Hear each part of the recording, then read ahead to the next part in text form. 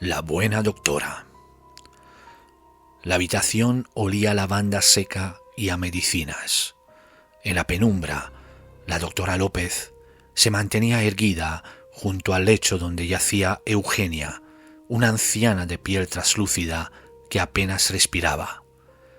La luz temblorosa del fluorescente del alto techo de la estancia hacía brillar los instrumentos dispuestos sobre una pequeña mesa. Un estetoscopio, una jeringa vacía, un frasco de vidrio y unos documentos doblados con esmero. La doctora observaba en silencio cómo el pecho de Eugenia se levantaba y descendía con un ritmo cada vez más débil. La anciana murmuró algo, un sonido apenas audible que la doctora tuvo que cazar en el silencio blanco de la habitación. Con la respiración contenida, acercó el oído. La anciana volvió a susurrar una sola palabra: gracias. La doctora se quedó allí, inmóvil, con la palabra suspendida entre ellas. Cuando se enderezó, la anciana ya no se movía. Un leve suspiro fue lo último que dejó en el aire. Con un gesto sereno, la doctora le cerró los ojos y permaneció unos segundos contemplando su rostro en paz. Luego, sin prisa, ordenó los utensilios, se quitó los guantes y tomó los papeles de la mesa. Los revisó con atención. Una línea, una firma, algo en ellos parecía satisfacerla. Sus labios se curvaron en una sonrisa apenas perceptible.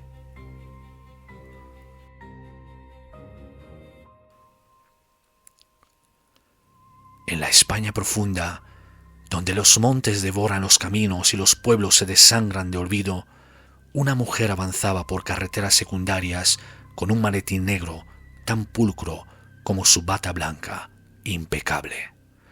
Allí, entre aldeas que se apagan como brasas viejas, aún se hablaba en voz baja de cosas que no deben nombrarse de noche. Los ancianos contaban historias de sombras que seguían a los coches, de llantos infantiles en los barrancos, de almas que caminaban cuando la luna se escondía.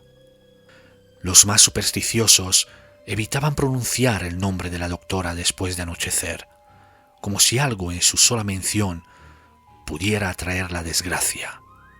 Nadie preguntaba demasiado por ella. Era la médica rural itinerante, o como la solían llamar algunos, la buena doctora, aquella que aún se dignaba a visitar a los viejos en sus caserones vencidos por la hiedra y por el tiempo. Decían que nunca se quejaba del barro, ni de las cuestas, ni que tenía que dormir a veces en el suelo de alguna casa de las personas que atendía por falta de alojamiento cercano. Era amable, educada, con una sonrisa que no mostraba los dientes. Los vecinos la saludaban desde lejos, con respeto, pero sin confianza. Con el tiempo se fueron acumulando historias, rumores, medias verdades que se transmitían junto al fuego o en los bancos de las plazas vacías. Algunos aseguraban que había visto morir a demasiados enfermos, otros que sus visitas eran presagios, que donde ella iba, la muerte no tardaba en entrar. También se decía, con un respeto temeroso, que al menos a los que les llegaba la hora no les dejaba morir solos. Había quien juraba que su coche olía a muerte y flores marchitas, como un ataúd recién abierto. Pero la historia más repetida y la más desconcertante era la de la niña. Afirmaban que, a veces, al amanecer, cuando la niebla aún reptaba sobre los prados, se veía a la doctora conduciendo despacio por los caminos de tierra o mal asfaltados, mientras una figura infantil caminaba tras su coche por la cuneta, descalza, con paso firme, como persiguiéndola. Su silueta parecía absorber la luz, como si el cuerpo de la niña no proyectara sombra. Nadie supo nunca de dónde salía. Algunos juraban que era el espíritu de una criatura enterrada sin nombre en los cementerios rurales, esas que murieron antes del bautismo, que quedaron errando entre la tierra y las nubes. Otros decían que era la hija que la doctora había perdido y que ahora la seguía a donde fuera, visible para todos menos para ella. Los más antiguos murmuraban que era la encarnación de algo más viejo que la culpa, una deuda que se paga andando, curva tras curva, sin descanso, hasta diluirse en la eternidad. Y así, por los pueblos olvidados, el nombre de la buena doctora empezó a confundirse con las leyendas. Algunos aún la esperaban cuando el dolor apretaba, otros cerraban las puertas con pestillo al oír su motor en la lejanía, porque todos sabían, aunque nadie lo decía en voz alta, que donde pasaba su coche blanco, la muerte viajaba en el asiento de atrás. Una tarde de noviembre, la doctora se internó por una carretera que ascendía hacia un pueblo casi deshabitado, entre pinares densos y sombras que parecían mirarla. El aire tenía la quietud de las horas previas a la tormenta, y el sol se deshacía entre nubes desgarradas. En una curva cerrada, creyó percibir algo en el retrovisor, una silueta pequeña caminando por el borde del camino. Pensó que era un efecto de la vista, quizá una rama o el reflejo fugaz del atardecer. Pero en la siguiente curva, al disminuir la velocidad, la vio con nitidez. Una niña caminaba detrás del coche, con paso firme, sin apartar la mirada del vehículo, como si supiera exactamente hacia dónde iba. No corría, ni se detenía, simplemente avanzaba, idéntica en cada giro, siempre a la misma distancia, siempre en el mismo punto del espejo. Un escalofrío le recorrió la nuca. Frenó, creyendo que el cansancio le jugaba una mala pasada. Al volver a mirar, la niña estaba más cerca, detenida junto al arcén, con un vestido azul desvaído y los pies desnudos. Parecía esperarla. El silencio era tan profundo que podía escuchar los latidos de su propio corazón. La niña empezó a moverse. La vio acercarse despacio y subir al coche sin pronunciar palabra. El aire del interior se llenó de un olor húmedo, terroso, a madera vieja y a moho. Durante un instante creyó reconocer aquel rostro, y un nombre se le escapó al pensamiento con una punzada aguda, un eco que se confundía con el zumbido del motor. Después un vacío. Cuando volvió en sí, el asiento del copiloto estaba desierto. Definitivamente era el cansancio, pensó. Lo sentía en cada músculo, en la mirada perdida que apenas reconocía en el reflejo del retrovisor. Los viajes interminables, las madrugadas sin sueño, los días que se confundían entre caminos empedrados y habitaciones anónimas, todo empezaba a pasarle factura. Llevaba años así, corriendo detrás de ese sueño, pero debía hacerlo. Se repetía una y otra vez. Todo ese sacrificio tenía que valer la pena. Ya quedaba menos, se decía, mientras respiraba el aire pesado del coche, para que todo esto le diera la paz que tanto ansiaba. Horas más tarde alcanzó el pueblo, un caserío disperso entre bosques y niebla. Se alojó en la única casa habitable, la de un viejo sin piernas que agonizaba en su cama. Lo atendió con la rutina mecánica de quien ha visto demasiados cuerpos al borde del final. Le limpió las llagas, humedeció sus labios resecos, acomodó las sábanas impregnadas de sudor y desinfectante. El hombre la observaba en silencio, con unos ojos turbios en los que aún sobrevivía un rastro de gratitud. A veces intentaba decir algo, pero la voz se le perdía en un murmullo. Ella solo asentía, sin saber si era consuelo o despedida. Durante la noche oyó pasos en el pasillo y risas que parecían venir de muy lejos, risas de niños y niñas suaves como un hilo de seda. Pensó que serían una radio o el viento colándose por las rendijas. Soñó con la figura de la niña del vestido azul, abriéndole el pecho y extrayendo algo oscuro y blando, como un corazón corrompido. Al amanecer, el anciano estaba muerto. La doctora cubrió el cuerpo con una manta y se sentó unos minutos junto a la cama mirando las manos inmóviles del viejo. Luego sacó el móvil y escribió un mensaje dirigido a quien debiera hacerse cargo. Sabía que no había señal, pero el mensaje se enviaría cuando llegara a una zona con cobertura. Empacó todo en su maletín y se marchó sin mirar atrás. En la salida del pueblo, creyó ver 3 niñas al borde del camino, una con la cabeza ladeada, otra con los ojos cerrados y una tercera, la del vestido azul, que sonreía. Cuando parpadeó, ya no estaban. Condujo durante horas hasta una de sus casas rurales, en la Sierra de Segura. Había dedicado tiempo y fortuna a restaurarla con esmero, los suelos hidráulicos pulidos, las vigas vistas que parecían sostener el cielo, el aroma reconfortante del horno de leña. Allí siempre se había sentido invulnerable. Tocaba descansar. Pero al llegar una punzada helada le paralizó el aliento. La puerta de madera maciza estaba ligeramente entreabierta, como si alguien acabara de escabullirse. Dentro, la oscuridad era un manto pesado. El corazón le latía contra las costillas mientras se encendía la luz. Todo parecía intacto, meticulosamente en orden. Sobre la mesa de roble del salón, una nota la esperaba. La letra, temblorosa, casi ilegible, decía: «Te estaba esperando». Un frío seco le recorrió la columna vertebral. No era solo la temperatura, era un frío de la tumba. La piel se le erizó. Necesitaba agua fría para espabilar. Caminó con paso pesado hasta el baño. Al levantar la mirada se detuvo en seco, el pánico anclándola al suelo. El espejo, el cristal, estaba completamente cubierto de un vaho denso, blanco y lechoso.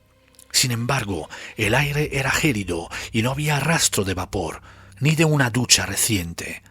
Era un sudor frío sobre el cristal. Con la mano temblándole, la levantó lentamente.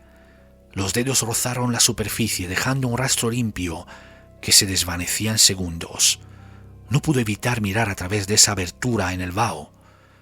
Se vio a sí misma, pálida, exhausta, pero en el reflejo detrás de su propia figura, donde el vaho aún no se había cerrado por completo, había algo más. Una niña, pequeña, inmóvil. Llevaba un vestido anticuado, de un azul pálido, casi gris. Sus ojos eran 2 pozos negros y profundos que no parpadeaban, no sonreía, no se movía, solo estaba allí clavada, a su espalda, mirándola en el reflejo. La doctora López gritó. Un sonido ahogado, ronco, se giró con una rapidez desesperada, el corazón martillándole en el oído. Ni rastro de la niña. Volvió a mirar el espejo. El vaho se había evaporado por completo, como si nunca hubiera existido, dejando el cristal limpio. Aquella noche, la casa parecía respirar. Los crujidos lentos, casi rítmicos, no la dejaban dormir. Buscó agua en la cocina y la vio, de pie, junto a la ventana, contemplando la oscuridad del campo. La luna iluminaba su rostro, pero su sombra no se proyectaba. La niña giró lentamente la cabeza, y su rostro se descompuso en decenas de rostros superpuestos marchitos, como si todas las vidas extinguidas se hubiesen agolpado en una sola expresión. La doctora retrocedió, tropezó con el taburete de la isla de la cocina y perdió el equilibrio. Cayó de espaldas, sintiendo el golpe seco en la nuca. El mundo giró, distorsionado, mientras la figura se acercaba flotando. El aire se volvió rancio. Cada inhalación era un sorbo fallido, como intentar beber de un vaso vacío. Después, todo se apagó.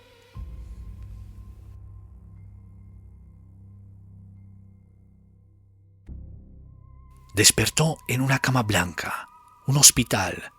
Una joven le explicó que la habían encontrado en su coche, deshidratada, delirante, perdida en mitad de la nada.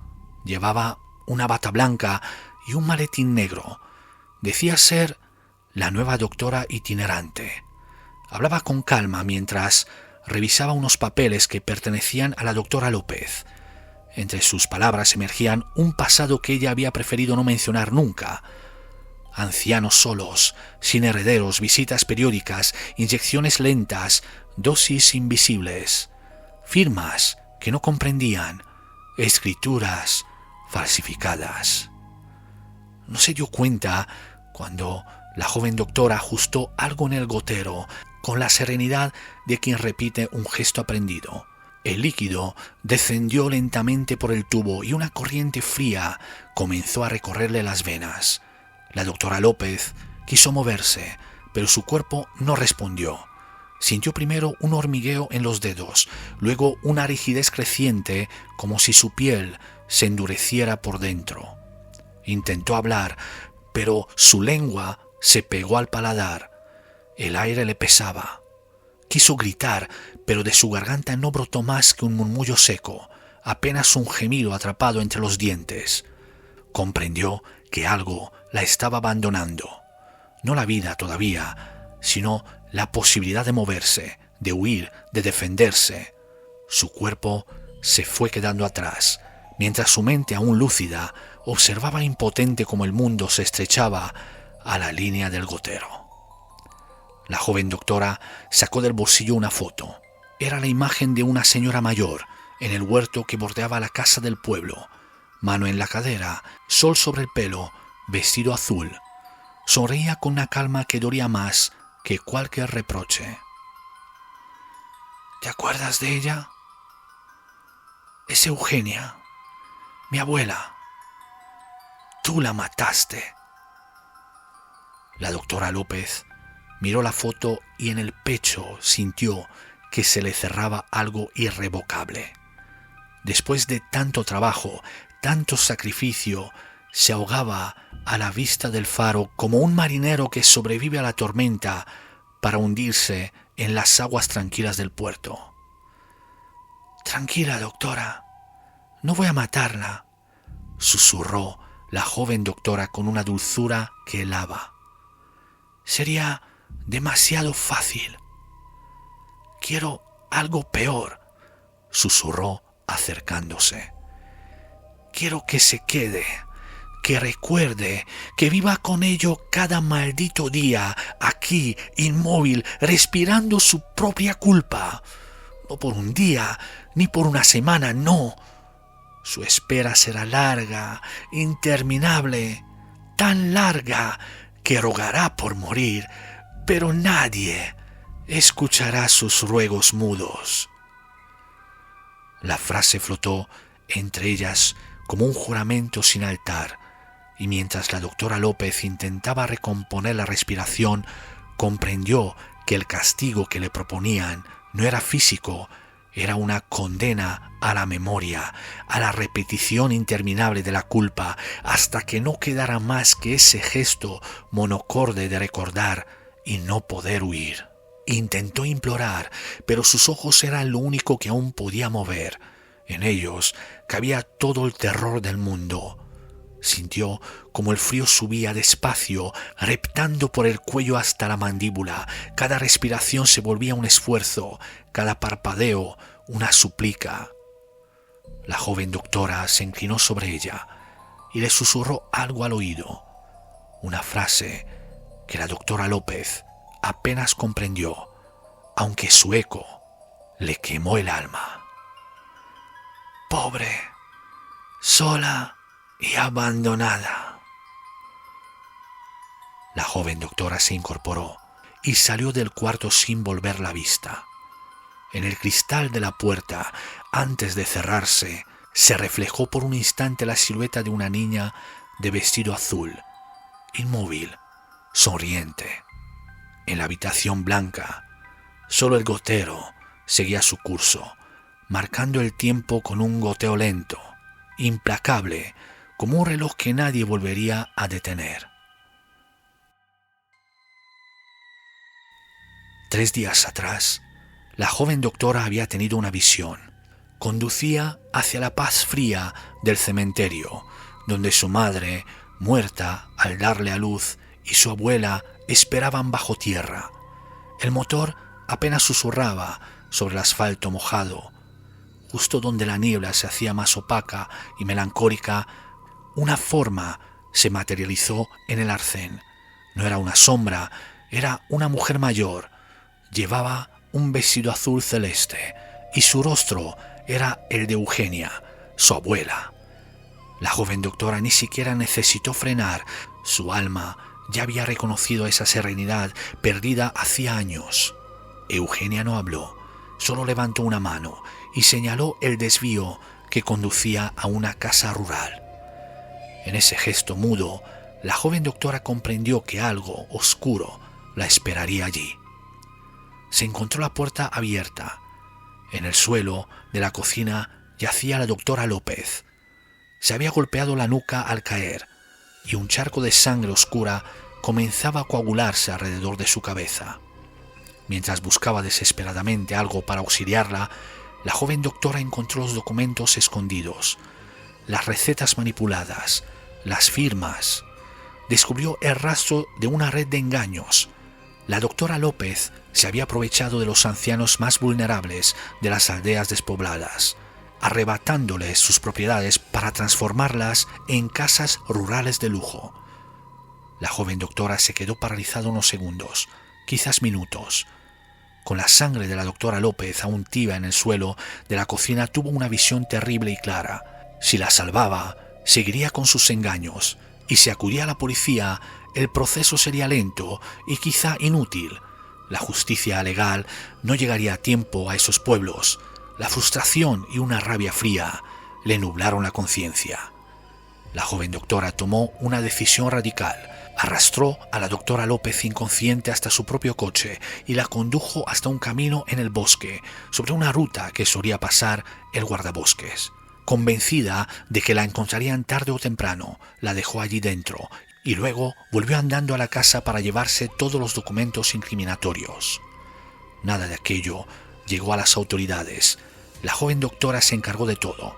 Haciéndose pasar por la doctora López, vendió cada propiedad y transfirió el dinero todo a las asociaciones que cuidaban de los ancianos abandonados.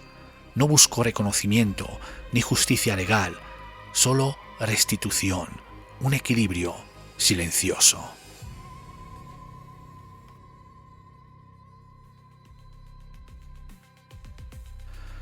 Si te gustan las historias que coagulan la sangre al escucharlas, suscríbete para no perderte ninguna de mis publicaciones y compártelas para que más personas disfruten de historias que sobrecogen el alma. Hasta la próxima, queridos insomnes.